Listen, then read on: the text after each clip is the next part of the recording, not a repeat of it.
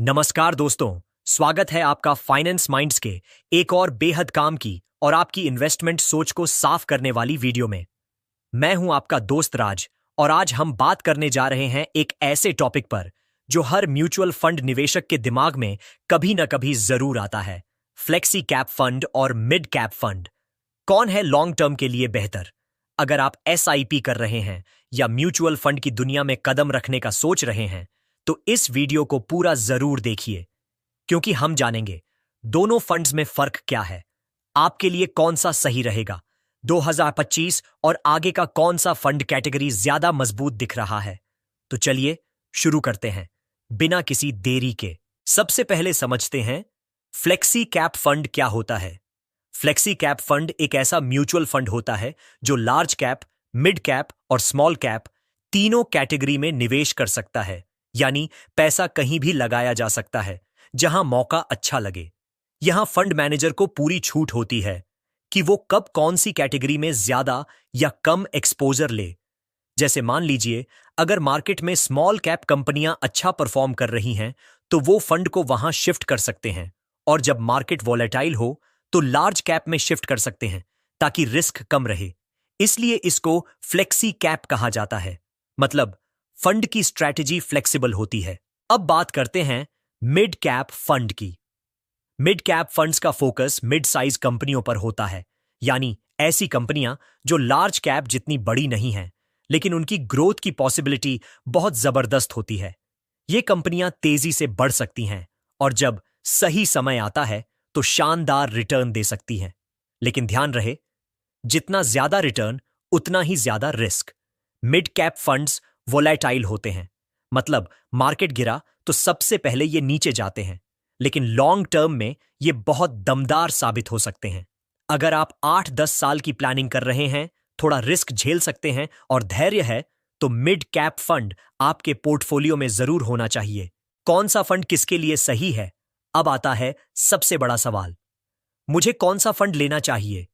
दोस्तों, इसका जवाब आपके ऊपर निर्भर करता है। आपकी उम्र, आपकी फाइनेंशियल गोल्स और रिस्क लेने की क्षमता सब मायने रखते हैं। चलिए कुछ सिंपल उदाहरण से समझते हैं। अगर आपकी उम्र 25-30 साल है और आप 10-15 साल का लॉन्ग टर्म इन्वेस्टमेंट कर रहे हैं तो आप थोड़ा रिस्क ले सकते हैं। ऐसे में मिड कैप आपके लिए सही रहेगा। लेकिन अगर आप बैलेंस्ड अप्रोच चाहते हैं, न बहुत रिस्क न बहुत कंजर्वेटिव, तो फ्लेक्सी कैप फंड आपके लिए बेहतर ऑप्शन है। फ्लेक्सी कैप में एक्सपर्ट फंड मैनेजर रिस्क और मार्केट कंडीशन के हिसाब से पैसा मूव करते हैं। इससे आपको रिस्क मैनेजमेंट में मदद मिलती है। अब बात करते हैं कुछ पॉपुलर फंड्स की रिटर्न्स की, ताकि आपको थोड़ा और क्लियर हो। पैराग-परिक फ्लेक्सी कैप फंड, पिछले 5 साल में इसने लगभग 17-18% का CAGR रिटर्न दिया है। इसमें इंडियन और इंटरनेशनल दोनों स्टॉक्स का एक्सपोजर मिलता है, जिससे डाइवर्सिफिकेशन भी अच्छा हो जाता है। HDFC mid cap opportunities fund, ये मिड कैप का काफी लोकप्रिय फंड है। पिछले 5 सालों में इसने 22-23% तक का CAGR रिटर्न दिया है, लेकिन इसमें गिरावट के समय 10% से नीचे भी जाता देखा गया है। नतीजा, मिड कैप में रिटर्न ज्यादा हो सकता है, लेकिन रिस्क भी उसी अनुपात में ज्यादा रहता है। फ्लेक्सी कैप थोड़ी सुरक्षित कैटेगरी है, खासकर उन लोगों के लिए जिन्हें मार्केट का ज्यादा अनुभव नहीं है। अब बात करते हैं एक स्मार्ट SIP स्ट्रैटेजी की। मान लीजिए आप हर महीने 10,000 की SIP करना चाहते हैं, तो आप इसे इस तरह डिवाइड कर सकते हैं, 6,000 फ्लेक्सी कैप फंड में, 4,000 मिड कैप फंड में। इस तरह आपको एक बैलेंस्ड पोर्टफोलियो मिलेगा।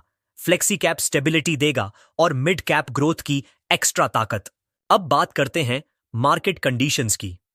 जब मार्केट बुलिश होता है, यानी लगातार ऊपर जा रहा होता है, तो मिड कैप फंड्स तेजी से भागते हैं। लेकिन जैसे ही मार्केट में गिरावट आती है, मिड कैप सबसे पहले नीचे आता है। कई बार -15% या -20% तक भी गिरावट देखी जाती है। वहीं फ्लेक्सी कैप फंड में फंड मैनेजर अपने एलोकेशन को शिफ्ट करके गिरावट को मैनेज कर सकते हैं। यही कारण है कि डाउन मार्केट में फ्लेक्सी कैप फंड्स ज्यादा बेहतर साबित होते हैं। 2025 में मिड कैप फंड्स ने काफी रैली कर ली है, मतलब काफी ऊपर चढ़ चुके हैं।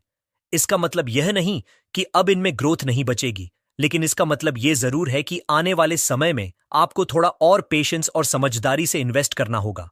अगर आप नए इन्वेस्टर हैं तो मेरी सलाह होगी कि फ्लेक्सी कैप से शुरुआत करें। फिर जैसे जैसे आपको मार्केट का अनुभव बढ़े, आप मिड कैप को पोर्टफोलियो में जोड़ सकते हैं, जैसे एक एड ऑन बूस्टर की तरह। अब कुछ भरोसेमंद और पॉपुलर फंड्स की बात कर लेते हैं जो आप अपने रिसर्च लिस्ट में रख सकते हैं।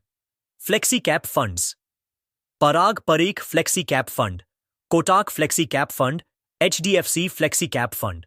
Mid cap funds: HDFC mid cap opportunities fund, Kotak emerging equity fund, Motilal Oswal mid cap fund.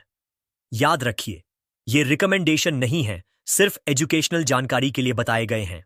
अगर सिर्फ एक ही फंड चुनना हो, अब मान लीजिए आपको सिर्फ एक ही फंड में SIP करनी है और आपका बजट अभी सिर्फ 2000-3000 है, तो मेरी राय में आप शुरुआत फ्लेक्सी कैप फंड से ही कीजिए। क्यों? क्योंकि ये ऑलराउंडर फंड होता है। आपको लार्ज, मिड और स्मॉल कैप तीनों का एक्सपोजर एक ही फंड में मिल जाता है। भविष्य में जैसे ही आप SIP बढ़ाएं, तब आप मिड कैप को जोड़ सकते हैं। तो चलिए अब बात को समेटते हैं। Flexi cap fund balanced, flexible और बिगिनर्स के लिए best mid cap fund. Growth के लिए जबरदस्त, लेकिन रिस्क के लिए तैयार रहना होगा। दोनों को पोर्टफोलियो में रखना भी एक स्मार्ट अप्रोच हो सकती है। और हां, अगर आप जल्दी पैसा बनाना चाहते हैं और आपकी होल्डिंग पावर कम है, तो दोनों फंड से दूर रहिए।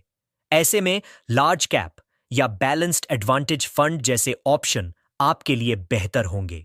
तो दोस्तों, उम्मीद है कि अब आपका कंफ्यूजन काफी हद तक दूर हो गया होगा।